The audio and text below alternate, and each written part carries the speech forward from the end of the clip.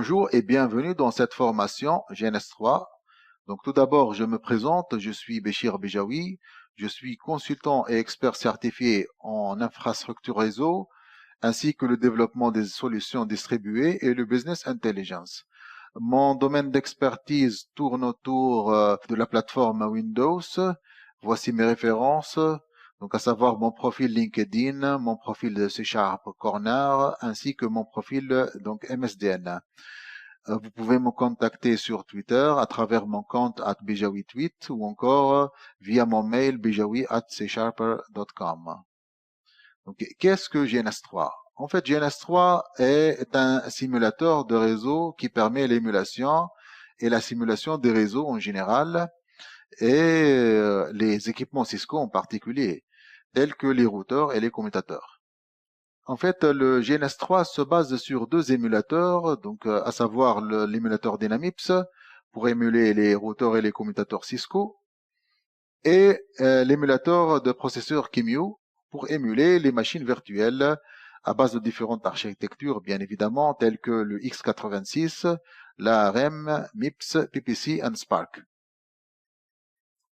Donc, si nous essayons de présenter la formation est composée de 5 grandes parties. La première partie concerne l'introduction de l'environnement GNS3, au cours de laquelle nous allons voir comment installer GNS3 sous Windows et Linux. Nous allons découvrir ensemble donc l'environnement GNS3. Dans une deuxième partie, nous allons voir comment configurer les images iOS, qui sont donc les images des systèmes d'exploitation des routeurs Cisco. Nous allons montrer à travers deux vidéos comment établir un routage statique ainsi que un routage dynamique. Donc toujours dans un environnement GNS3 bien évidemment.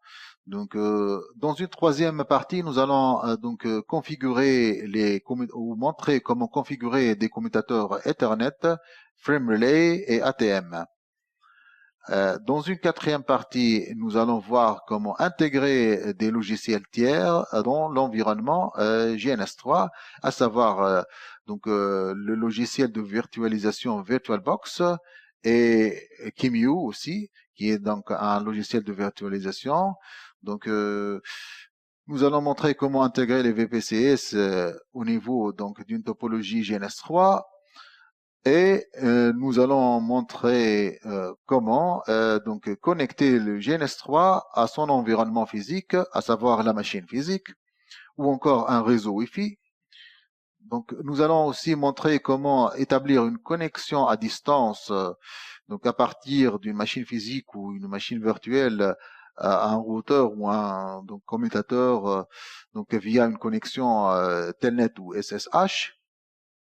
Enfin, nous allons montrer comment analyser les paquets ou les flux de données qui sont transmis entre les divers parties, y compris les éléments qui composent une topologie GNS3, ainsi que les flux qui sont transmis à l'extérieur ou vers l'extérieur. C'est-à-dire vers la machine physique ou encore vers le réseau, un réseau physique réel. Donc finalement, au sein de la partie notion avancée, nous allons montrer comment intégrer des images des autres produits outre que les équipements Cisco, à savoir des routeurs Juniper, Huawei. Ou encore, nous allons montrer comment intégrer des images IOU ou encore iOS on Unix qui représentent un type particulier des images des systèmes d'exploitation utilisés au niveau des routeurs Cisco, ainsi que l'intégration du pare-feu Cisco ASA. Nous allons montrer via la pratique ou encore via une démonstration comment établir une connexion téléphonique entre deux téléphones VoIP, toujours dans un environnement GNS3. Et enfin, nous allons montrer comment utiliser Kali sous GNS3 pour mener des attaques, des cyberattaques vers les équipements Cisco via des simulations d'attaque. Le public concerné par cette formation sont donc les personnes qui préparent déjà ce sont les personnes qui préparent les certifications Cisco telles que CCNA, CCNP ou encore CCIE. Les formateurs en spécialité réseau et plus particulièrement donc les formateurs qui sont intéressés par le passage de certification CCSI ou encore Cisco Certified Systems Instructor. Les élèves et les étudiants en spécialité réseau peuvent être concernés aussi. Les élèves qui est en cours donc de préparation de leur projet de fin d'études PFE ou encore des mini-projets PFA. Les architectes de systèmes d'information peuvent être concernés aussi. Il vaudrait mieux d'établir le système d'information sous forme de prototype tout d'abord pour tester les vulnérabilités et peut-être donc améliorer et optimiser le système avant de le déployer sur les machines physiques.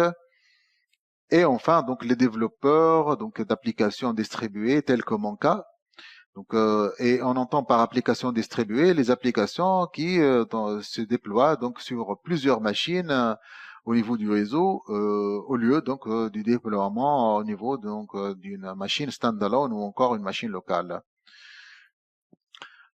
Concernant les connaissances requises, il va falloir avoir des connaissances de base en termes réseau. Tout ce qui est théorique, couche OSI, TCP/IP, la notion sous réseau, etc. Les connaissances de base en termes de configuration des équipements Cisco, telles que la configuration des interfaces sous un routeur Cisco, la notion VLAN, les divers types de protocoles de routage, ainsi de suite. Il faut être aussi familiarisé avec l'environnement Windows et Linux, et plus précisément la configuration des cartes réseau. Vous pouvez vous faire aider par la formation ICND1 sur Alform, dont voici le lien. Cette formation est réalisée par le formateur Noël Mas. Voici quelques liens utiles qui peuvent aider à faire les premiers pas sous environnement GNS3. So let's start and have the hand wet on GNS3.